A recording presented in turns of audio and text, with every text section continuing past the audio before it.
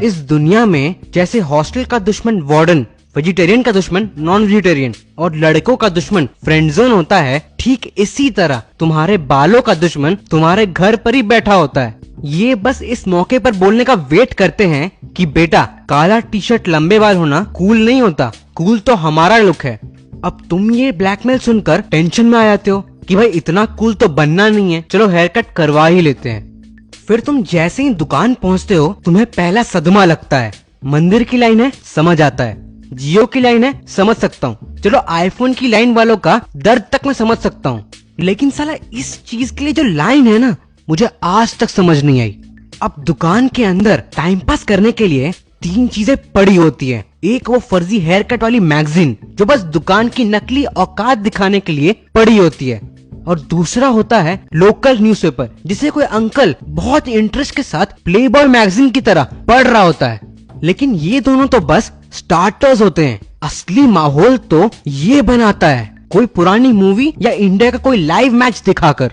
और बस फिर बारी आते ही लोगों के डिजायर्ड हेयर कट का स्टाइल इनमें से एक होता है। पहले होते हैं वो लोग जिन्हें बाल कटाना है पर नहीं भी। ये लोग बोलते हैं ऊपर से बड़ा और साइड से छोटा कर दो।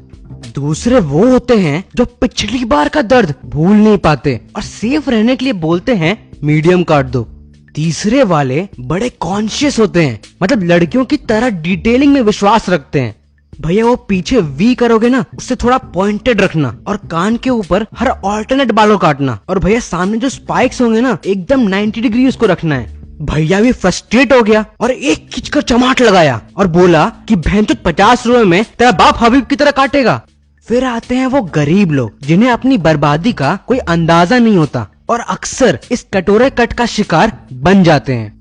अब अपना स्टाइल प्रेफरेंस बताने के बाद वो तुम्हारा सर नचा नचा कर अपने अंदर का छुपा आर्टिस्ट बाहर निकालता है और लग जाता है तुम्हारा चेहरा निखारने। लेकिन आर्टिस्ट तो ये दिल से होता है, दिमाग तो बिजनेसमैन है, तो शेव, फेशियल और शैम्पू के बहाने अपना बिन MBA वाला मार्केटिंग स्किल दिखाना शुरू कर देता है। लेकिन तुम तो ठहरे इंजीनियर लौंडे, 4 साल चूतिया बनाना सीखा है, बनना नहीं। तो भाई ये सब में ना पढ़कर तुम अपना हेयर कट के बाद वाले मिनी हेड मसाज से काम चला लेते हो। लेकिन तुम्हारा बार्बर तो है हरामी लौंडा, वो तुम्हारे बालों की माँ बहन एक कर मिरर लाकर पीछे के बाल दिखाकर पूछता है कैसा लगा। तुम उसकी शक्ल देखकर सोचते हो कि भैंचोद सामने के बाल तो चोद दिए, पीछे के बाल देखकर क्या उखाड़ लूंगा मैं। लेकिन उसके आर्ट की रिस्पेक्ट करते हैं तो मुंह से अपने आप निकल जाता है कि हाँ अच्छा काटा है, अच्छा वाला काटा है तूने। पर बार्बर को तो पता होता है कि आर्ट के नाम पर कितना बड़ा कांड किया है उसने, तो वो तुम्हारी हेयर स्टाइल की तारीफ पे तारीफ करनी शुरू कर देता है। तुम भी सोचने पर मजबूर हो जाते हो कि हाँ यार, इतना बुरा भी नहीं काटा है इसने तो, और वहां से निकल पड़ते हो। तब भी रास्ते में एक दोस्त मिल जाता है और उसका पहला रिएक्शन होता है किसने रेप कर दिया तेरा। सारा अब तक का कॉन्फिडेंस उड़ जाता है और अंदर से बस एक ही डायलॉग बाहर निकलता है, गांड मार दिया बाल की चूतिया ने।